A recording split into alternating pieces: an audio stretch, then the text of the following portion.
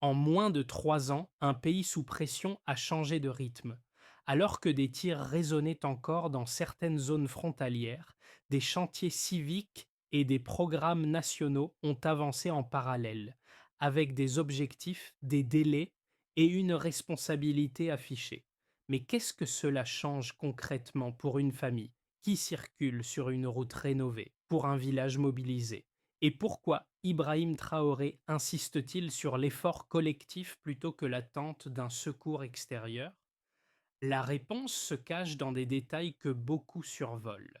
Cette analyse promet une lecture précise de ce qui est réellement en train de se jouer au Burkina Faso, au-delà des discours et des images spectaculaires. L'enjeu central tient en une phrase simple: comprendre comment des politiques publiques coordonnées peuvent modifier ou non la trajectoire quotidienne d'un pays confronté à la violence armée, à la pauvreté structurelle et à la dépendance extérieure. Pour le citoyen ordinaire, l'intérêt est concret: savoir si ces initiatives améliorent l'accès à la nourriture, aux soins, à l'éducation et aux infrastructures, ou si elles restent des annonces sans lendemain.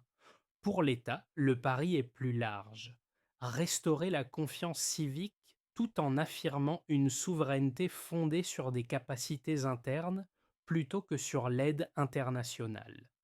Ce texte s'attache donc à distinguer les résultats observables des intentions déclarées en s'appuyant exclusivement sur le contenu fourni. Il ne s'agit ni d'un plaidoyer ni d'un réquisitoire, mais d'un examen structuré des choix opérés sous la présidence d'Ibrahim Traoré et de leurs implications réelles. À la clé, une question demeure: ce modèle peut-il durer et s'étendre sans s'essouffler? En quelques années seulement, plus de 26 000 citoyens ont participé directement à des forums civiques régionaux, tandis que des millions d'autres ont été touchés par des campagnes de mobilisation publique. Ce chiffre n'est pas anecdotique. Il marque un déplacement mesurable du rôle du citoyen, passé du statut de bénéficiaire passif à celui d'acteur impliqué. Sous la présidence d'Ibrahim Traoré, cette dynamique est présentée comme un préalable au redressement, avant même les infrastructures ou les investissements lourds. Le contexte dans lequel ces choix s'inscrivent reste pourtant contraignant. Le Burkina Faso continue de faire face à des menaces sécuritaires persistantes, à une pression économique forte et à des capacités budgétaires limitées. C'est précisément dans cet environnement que l'État a opté pour une approche simultanée: lutter contre l'insécurité tout en lançant en parallèle des initiatives nationales dans l'agriculture, la santé, l'éducation et les infrastructures de base. Cette simultanéité constitue le cœur de la stratégie, mais aussi son principal risque. La logique avancée est simple: aucun secteur ne peut attendre que les autres soient stabilisés. L'alimentation soutient la résilience sociale, la santé réduit la vulnérabilité économique, l'éducation prépare la continuité et les infrastructures relient l'ensemble. Ibrahim Traoré insiste sur cette interdépendance en présentant le développement non comme un don extérieur, mais comme le produit d'un engagement collectif structuré. Ce cadre permet de comprendre pourquoi les programmes décrits dans le contenu source ne sont pas isolés, mais pensés comme un ensemble cohérent. Routes communautaires, centres de santé de proximité, formations agricoles et initiatives civiques avancent de concert. Le message implicite est clair: la souveraineté ne commence ni dans les discours diplomatiques, ni dans les négociations internationales, mais dans la capacité quotidienne d'un État et de sa population à agir ensemble malgré les contraintes. Dans le contenu source, le rôle du chef de l'État n'est pas présenté comme celui d'un décideur distant, mais comme un point de convergence qui oriente et cadence l'action collective. Ibrahim Traoré apparaît surtout comme un personnage guide qui fixe une logique: replacer les citoyens au centre de la résolution des problèmes ordinaires, sans attendre des solutions entièrement financées ou exécutées de l'extérieur. Cette posture se traduit moins par des discours que par des mécanismes concrets de mobilisation locale. Les premiers impacts décrits sont visibles à une échelle réduite mais significative. Dans plusieurs villes et zones périurbaines, des routes intérieures ont été rénovées par des brigades locales avec un appui technique de l'État. Des fossés de drainage en pierre ont été construits par les habitants eux-mêmes, transformant des espaces dégradés en infrastructures fonctionnelles. Ces réalisations ne sont pas présentées comme des exploits techniques, mais comme des signaux précoces d'un changement de méthode. Le même schéma se retrouve dans les campagnes de salubrité, de reboisement et de nettoyage public. Là où ces actions prenaient auparavant la forme d'opérations ponctuelles, elles deviennent décrites comme des pratiques régulières, intégrées à la vie communautaire. Ce qui ressort surtout, c'est la continuité, la répétition, plutôt que l'événement. À travers ces exemples, le message adressé aux citoyens est double. D'une part, l'État reconnaît leur capacité d'agir et leur confie un rôle actif. D'autre part, il redéfinit la notion de bénéfice public. Participer devient aussi important que recevoir. Pour Ibrahim Traoré, ces impacts précoces servent surtout à ancrer une idée simple mais structurante. Le développement commence par des gestes ordinaires rendus collectifs. Le déclenchement de cette séquence intervient lorsque l'État choisit d'articuler sécurité et reconstruction au lieu de les traiter successivement. Alors que la pression armée demeure dans certaines zones, les initiatives présidentielles sont lancées comme des programmes opérationnels, avec des objectifs, des calendriers et des responsabilités identifiées. Sous l'impulsion d'Ibrahim Traoré, le pari consiste à agir sur plusieurs fronts à la fois en assumant le risque de dispersion plutôt que l'inertie. Cette décision initiale rompt avec une logique d'attente qui dominait auparavant l'action publique. Le pic de cette dynamique apparaît lorsque les programmes commencent à produire des effets visibles et cumulés. Les initiatives civiques mobilisent les communautés tandis que les chantiers agricoles, sanitaires et éducatifs avancent en parallèle. Les routes rénovées facilitent les déplacements locaux. Les centres de santé communautaires émergent comme des points d'accès nouveaux aux soins et les formations agricoles s'installent comme une réponse directe à la question de l'autosuffisance alimentaire. Ce moment de montée en puissance n'est pas décrit comme une réussite achevée, mais comme une phase d'intensification où les politiques cessent d'être abstraites. Dans cette phase centrale, la narration met en avant la simultanéité des actions. Les campagnes de mobilisation citoyenne accompagnent la construction d'infrastructures, tandis que les investissements productifs cherchent à retenir la valeur au niveau national.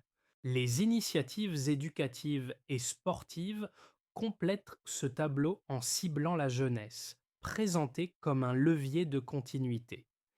Ibrahim Traoré est associé à cette orchestration, non comme l'unique moteur, mais comme le point de coordination d'un ensemble de dispositifs interconnectés. Les répliques de cette séquence se manifestent dans les transformations indirectes. À mesure que les projets se multiplient, des effets secondaires apparaissent. Création d'emplois temporaires et permanents, circulation accrue des biens agricoles, réduction de certaines dépendances logistiques et renforcement du sentiment d'appartenance collective. Ces répliques ne sont ni instantanées ni uniformes, mais elles indiquent une modification progressive des habitudes économiques et sociales. Cependant, le contenu source souligne aussi les tensions inhérentes à ce rythme soutenu. La coexistence de la guerre et de la reconstruction génère des contraintes opérationnelles, des retards et des zones d'ombre. Tous les projets ne progressent pas au même rythme et certains restent inachevés. Cette réalité tempère la lecture triomphante et rappelle que la trajectoire reste fragile. Dans l'ensemble, la ligne des événements décrite trace une transition méthodique d'un état réactif à un état qui tente de planifier et d'exécuter malgré l'adversité. Pour Ibrahim Traoré, cette séquence constitue moins une fin en soi qu'une phase critique dont la solidité déterminera la capacité du modèle à résister aux chocs futurs. Au départ, la production agricole restait fragmentée, dépendante des importations et vulnérable aux chocs logistiques. Aujourd'hui, des volumes mesurables indiquent un changement d'échelle progressif. Cette bascule chiffrée sert d'argument central pour justifier l'orientation choisie sous la présidence d'Ibrahim Traoré en liant directement souveraineté et capacité productive interne. Les données mises en avant ne prétendent pas à l'exhaustivité, mais elles offrent des repères concrets pour évaluer l'ampleur du mouvement engagé. On le voit notamment avec 364 tracteurs fournis à des agriculteurs vulnérables pour labourer gratuitement leurs terres. Cela réduit les coûts initiaux et accélère la mise en culture. Ce chiffre marque une rupture avec une situation antérieure, où l'accès à la mécanisation restait limité et inégal. En facilitant l'entrée dans la production, l'État cherche à élargir la base productive plutôt qu'à soutenir uniquement les exploitations déjà établies. On le constate aussi à travers la distribution de plus de 1 000 tonnes de semences améliorées avec une subvention couvrant l'essentiel de leur valeur. La subvention abaisse le risque financier pour les petits producteurs. Ce mécanisme vise à corriger un goulot d'étranglement structurel, la difficulté d'investir dans des intrants de qualité lorsque les marges sont faibles. En agissant sur ce levier, la politique agricole tente de transformer la productivité potentielle en rendement effectif. On l'observe encore avec 47 000 tonnes de riz traitées sur une période récente dont une partie significative a été mise sur le marché national. La transformation locale retient davantage de valeur dans l'économie nationale. Ce chiffre ne renvoie pas seulement à un volume, mais à un changement de logique économique. Le passage de la vente de matières premières brutes à des produits transformés modifie la répartition des revenus et réduit la dépendance aux circuits extérieurs. Autour de ces données, d'autres éléments qualitatifs viennent compléter la lecture. Le développement d'unités de transformation, l'introduction de techniques de tri et de conservation et l'émergence de projets d'aquaculture sont présentés comme des extensions naturelles de cette dynamique. Ils ne sont pas isolés, mais intégrés à une chaîne cohérente reliant production, transformation et distribution. Ibrahim Traoré inscrit ses choix dans une vision où chaque investissement agricole possède une portée stratégique dépassant la simple sécurité alimentaire. Cependant, la prudence reste de mise. Les chiffres cités témoignent d'une impulsion, non d'un aboutissement. Leur interprétation dépend de la capacité à maintenir les intrants, à sécuriser les zones de production et à stabiliser les circuits de commercialisation. Sans ces conditions, les gains observés risquent de rester ponctuels. Ainsi, les preuves quantitatives avancées ne constituent pas une démonstration définitive, mais un signal. Elles suggèrent qu'un déplacement est en cours du discours vers l'exécution mesurable. La question centrale demeure: ces deltas peuvent-ils se consolider dans le temps et résister aux contraintes persistantes? Certains observateurs soutiennent que multiplier les initiatives simultanées fragilise l'exécution. Selon cet argument, lancer des programmes civiques, agricoles, sanitaires, éducatifs et sportifs dans un contexte sécuritaire tendu risquerait de diluer les ressources humaines et financières. La priorité, avancent ces observateurs, devrait être la stabilisation complète avant toute reconstruction d'ampleur. Dans cette lecture, la simultanéité créerait plus de promesses que de résultats durables. D'autres mettent plutôt en avant la question de la soutenabilité. Les investissements décrits reposent en partie sur des subventions, des équipements fournis par l'État et une forte mobilisation communautaire. Les sceptiques soulignent qu'un tel modèle pourrait s'essouffler une fois l'élan initial passé, surtout si les contraintes budgétaires persistent ou si la pression sécuritaire s'intensifie. Ils questionnent également la capacité des institutions locales à absorber et maintenir ces projets sur le long terme sans retomber dans une dépendance accrue. La réponse apportée dans le contenu source s'articule autour de données et de mécanismes observables. D'une part, la simultanéité est présentée non comme un luxe, mais comme une nécessité opérationnelle. Attendre la stabilisation complète retarderait des secteurs essentiels, notamment l'alimentation et la santé, dont la dégradation alimente précisément l'instabilité.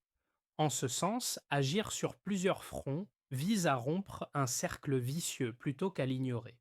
D'autre part, la question de la soutenabilité est abordée par le déplacement progressif de la valeur vers l'intérieur du pays, la transformation locale des produits agricoles, la formation de jeunes entrepreneurs et la réduction des coûts d'accès aux soins sont conçus pour générer des effets cumulatifs. Ibrahim Traoré est associé à cette logique d'ancrage qui cherche à remplacer des dépenses récurrentes par des capacités internes réutilisables. Et pour finir, l'argument central repose sur la participation citoyenne comme amortisseur. En impliquant directement les communautés dans la construction, l'entretien et l'usage des infrastructures, le modèle tente de réduire les coûts de maintenance et d'accroître l'appropriation locale. Cette approche n'élimine pas les risques, mais elle modifie la nature du pari. La durabilité dépend moins d'un flux externe constant que de la continuité de l'engagement collectif.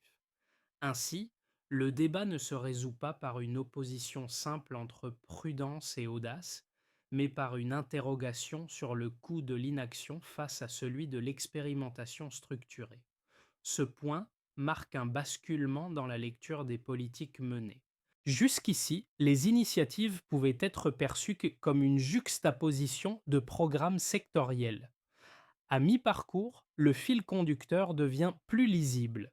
L'objectif n'est pas seulement de produire davantage ou de construire plus vite, mais de modifier la relation entre l'État et la population.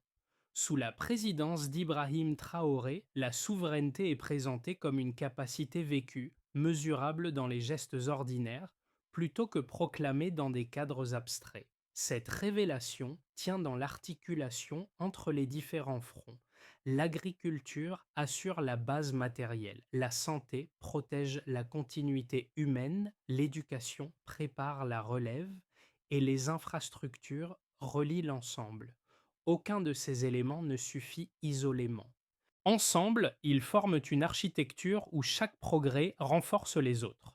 Le contenu source insiste sur cette cohérence, souvent moins visible que les chiffres ou les chantiers, mais décisive pour comprendre la stratégie. À ce stade, le récit cesse d'être uniquement descriptif. Il invite à reconsidérer les critères d'évaluation habituels. La question n'est plus seulement de savoir combien de routes ont été rénovées ou combien de centres ont été construits, mais si ces actions transforment la manière dont les citoyens se projettent dans leur propre pays. La souveraineté, dans cette lecture, se teste à l'échelle d'une décision simple: rester, participer et investir son effort là où l'on vit. Ce changement de perspective prépare l'analyse des effets concrets qui suivent, là où les politiques rencontrent directement les réalités sociales et économiques. Les effets décrits prennent une dimension plus lisible lorsqu'ils sont observés par groupes directement concernés. Pour l'administration publique d'abord, la multiplication des projets locaux modifie la nature de l'action étatique. Les services déconcentrés ne se limitent plus à la gestion de dossiers, mais deviennent des relais opérationnels sur le terrain. Cette évolution accroît la charge de coordination, mais elle renforce aussi la capacité de suivi et d'ajustement. Dans cette configuration, l'État gagne en visibilité quotidienne, ce qui transforme la perception de son utilité et de sa proximité. Du côté des acteurs économiques, notamment les petits producteurs et transformateurs, les conséquences sont plus tangibles. L'accès à la mécanisation, aux semences subventionnées et aux unités de transformation réduit certaines barrières à l'entrée. La circulation des produits agricoles sur des routes rénovées facilite l'acheminement vers les marchés locaux. Ces changements ne garantissent pas une prospérité immédiate, mais ils modifient les calculs économiques de base. Produire et transformer localement devient progressivement plus rationnel que vendre à bas prix des matières premières brutes. Pour les ménages, l'impact se mesure à travers des arbitrages quotidiens. La proximité accrue des centres de santé communautaires réduit les coûts indirects liés aux déplacements et aux soins différés. L'accès à des écoles et à des formations professionnelles dans les zones rurales diminue la nécessité de migration précoce vers les grandes villes. Ces éléments, pris isolément, peuvent sembler modestes. Ensemble, ils influencent la stabilité des revenus, la santé et les trajectoires familiales sur le moyen terme. À l'échelle des collectivités locales et des régions, les initiatives sportives et infrastructurelles produisent des effets plus diffus mais structurants. Les chantiers créent comme des emplois temporaires, tandis que les équipements finalisés génèrent des activités de service, de transport et de commerce.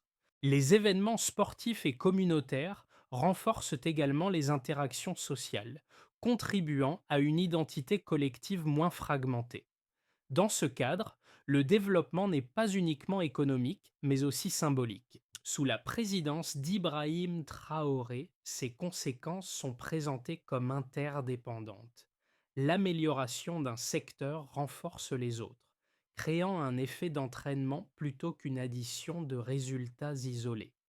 Toutefois, le contenu source rappelle que ces bénéfices restent inégaux selon les zones et vulnérables aux chocs sécuritaires ou climatiques. Les avancées observées constituent donc des tendances, non des garanties. Ainsi, l'enjeu principal devient la consolidation. Les effets positifs identifiés peuvent-ils se stabiliser, s'élargir et résister aux pressions extérieures?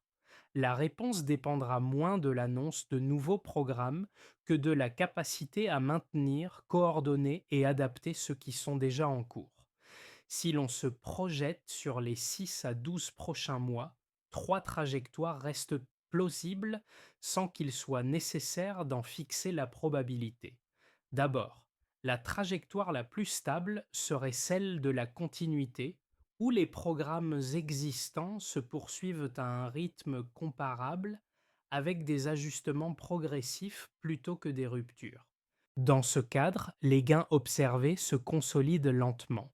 La production agricole transformée progresse, les centres de santé absorbent une part croissante de la demande locale et les infrastructures communautaires améliorent la circulation des biens et des personnes. L'impact reste hétérogène selon les zones, mais la trajectoire demeure lisible.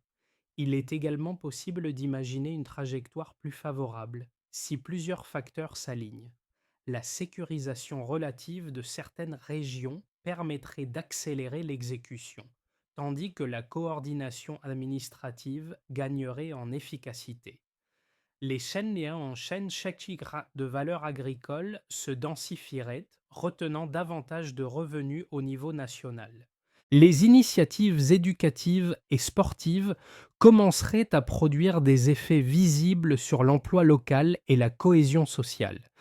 Dans cette configuration, le modèle dépasserait le stade expérimental pour s'imposer comme une référence interne capable d'attirer des partenariats sans perdre son ancrage local. À l'inverse, une trajectoire défavorable met en lumière les vulnérabilités. Une dégradation sécuritaire, des contraintes budgétaires accrues ou des goulets administratifs pourraient ralentir, voire interrompre certains projets. Les communautés, sollicitées de manière intensive, risqueraient de se démobiliser si les bénéfices tardaient à se matérialiser. Les investissements déjà réalisés conserveraient une valeur, mais l'effet d'entraînement se dissiperait, laissant un ensemble de réalisations incomplètes ou sous-exploitées. Face à ces trajectoires possibles, une recommandation de méthode s'impose. L'enjeu n'est pas de multiplier les annonces, mais de renforcer les mécanismes d'évaluation, de priorisation et d'adaptation. Identifier rapidement ce qui fonctionne, corriger ce qui bloque et suspendre ce qui s'essouffle devient déterminant. Dans cette perspective, la réussite à court terme dépendra moins de la nouveauté des initiatives que de la capacité à apprendre en continu en maintenant un lien étroit entre décisions nationales et réalités locales. Pour les citoyens directement exposés aux changements décrits, l'impact se lit d'abord à travers des choix concrets. Les agriculteurs évaluent s'il devient plus rationnel d'investir du temps et des ressources dans des cultures soutenues localement. Les familles arbitrent entre rester dans leur localité ou migrer selon l'accès réel aux soins, à l'éducation et aux revenus. Ces décisions quotidiennes, répétées à grande échelle, constituent le véritable test des politiques engagées. Pour les jeunes, l'effet est plus prospectif. La présence d'écoles, de formations professionnelles et d'infrastructures sportives à proximité modifie la manière d'envisager l'avenir. La trajectoire ne passe plus nécessairement par un départ précoce vers la capitale ou l'étranger. Cette possibilité de projection locale, même imparfaite, pèse sur la motivation, l'engagement civique et la perception de l'utilité de l'effort individuel. Les acteurs économiques intermédiaires, comme les transporteurs, les transformateurs ou les prestataires de services, perçoivent un autre type de signal. La régularité accrue des flux, l'amélioration des routes et la proximité des marchés réduisent certaines incertitudes opérationnelles. Sans garantir la rentabilité, ces évolutions rendent les calculs plus prévisibles. Elle favorise l'émergence d'initiatives modestes mais cumulatives, souvent invisibles dans les bilans macroéconomiques. Pour l'observateur extérieur, enfin, la question centrale n'est pas l'adhésion idéologique, mais la lisibilité des résultats. Sous la présidence d'Ibrahim Traoré, le modèle proposé invite à juger l'action publique à l'aune de ses usages réels plutôt que de ses intentions. Cette grille de lecture place le spectateur face à une interrogation simple. Comment mesurer la valeur d'un changement qui se diffuse lentement par capillarité plutôt que par rupture spectaculaire? À ce stade, chacun est renvoyé à sa propre position. Être témoin, bénéficiaire, critique ou acteur implique des attentes différentes. La suite dépendra de la capacité du système à répondre à ces attentes sans rompre l'équilibre fragile déjà atteint. La logique de mise en œuvre décrite s'organise autour d'une feuille de route pragmatique articulée en étapes lisibles plutôt qu'en promesses générales. Pour ouvrir cette feuille de route, il s'agit de prioriser les fronts vitaux. L'alimentation, la santé et l'éducation sont traités comme des socles non négociables, car leur défaillance amplifie toutes les autres vulnérabilités. Cette hiérarchisation conditionne l'allocation des ressources et le séquençage des chantiers. Dans la continuité, il faut clarifier qui fait quoi et quand. Les programmes sont conçus avec des responsabilités identifiées entre l'État central, les services déconcentrés et les communautés. Les calendriers, même ajustables, servent de repère pour éviter l'enlisement. Dans cette architecture, Ibrahim Traoré est présenté comme le garant de la cohérence d'ensemble, tandis que l'exécution repose sur des relais locaux, outillés et suivis. Puis vient la nécessité de mesurer pour ajuster. Les indicateurs retenus privilégient l'usage réel plutôt que la seule livraison d'infrastructures, fréquentation des centres de santé, volume transformé localement, taux d'utilisation des équipements, continuité des services. Ces mesures permettent des corrections rapides en renforçant ce qui fonctionne et en réorientant ce qui bloque. Dans la même dynamique, la consolidation passe par l'appropriation. La participation citoyenne n'est pas seulement un moyen de réduire les coûts, elle vise à ancrer l'entretien et la durabilité. L'entretien des routes communautaires, la gestion des équipements et la continuité des pratiques civiques sont intégrés dès la conception. Et pour finir, il faut sécuriser les interdépendances. Les chaînes reliant production, transformation, transport et services doivent rester fonctionnelles malgré les chocs. Cela implique des redondances minimales et des arbitrages rapides en cas de perturbation. Cette feuille de route ne garantit pas le succès. Elle définit un cadre d'action révisable où la progression dépend de la discipline d'exécution, de la transparence et de l'apprentissage continu. La question n'est donc pas seulement de lancer, mais de tenir dans le temps. Le fil émotionnel qui traverse l'ensemble du récit renvoie à une image simple, déjà esquissée plus tôt, celle d'un pays qui se reconstruit par des gestes ordinaires rendus collectifs. Une route réparée par un quartier, un centre de santé opérationnel dans une commune éloignée, une école ou un terrain de sport qui devient un point de ralliement. Ces éléments, pris isolément, semblent modestes. Ensemble, ils composent une transformation plus profonde, moins spectaculaire mais plus durable. Dans cette perspective, Ibrahim Traoré n'apparaît pas seulement comme l'initiateur de politiques sectorielles, mais comme le porteur d'un récit de responsabilité partagée. Le message implicite n'est pas que tout fonctionne parfaitement, mais que l'inaction n'est plus une option acceptable. La dignité collective se construit dans la continuité de l'effort, même lorsque les résultats tardent ou restent inégaux. Ce rappel émotionnel ne gomme pas les difficultés encore présentes. Insécurité, contraintes économiques et projets inachevés demeurent des réalités, mais il réoriente le regard. L'enjeu n'est plus uniquement ce qui manque, mais ce qui a commencé à changer dans les comportements, les attentes et les habitudes. La phrase qui revient, sans être toujours formulée explicitement, est celle-ci: rester, participer, contribuer. C'est dans cette répétition que le modèle trouve sa cohérence. Non pas comme une promesse abstraite, mais comme une trajectoire en construction, fragile mais assumée. La trajectoire esquissée ne se prête pas à une conclusion définitive, mais à une invitation à observer et à réfléchir. Ce qui se déroule au Burkina Faso interroge moins par son caractère spectaculaire que par sa méthode. Avancer malgré les contraintes, tester, corriger et persister. Sous la présidence d'Ibrahim Traoré, l'action publique est présentée comme un processus vivant, exposé aux limites, mais aussi aux apprentissages collectifs. Pour le lecteur ou le spectateur, l'enjeu n'est pas de trancher immédiatement entre adhésion ou rejet. Il s'agit plutôt de se demander quels critères méritent d'être privilégiés pour juger un tel modèle. Faut-il se concentrer sur la rapidité des résultats, sur leur diffusion territoriale ou sur leur capacité à durer sans soutien constant de l'extérieur? Ces questions dépassent un seul pays et renvoient à des débats plus larges sur le développement, la souveraineté et la participation citoyenne. La discussion reste ouverte. Observer les évolutions, confronter les données aux récits, écouter les voix locales et comparer dans le temps constitue déjà une forme d'engagement intellectuel.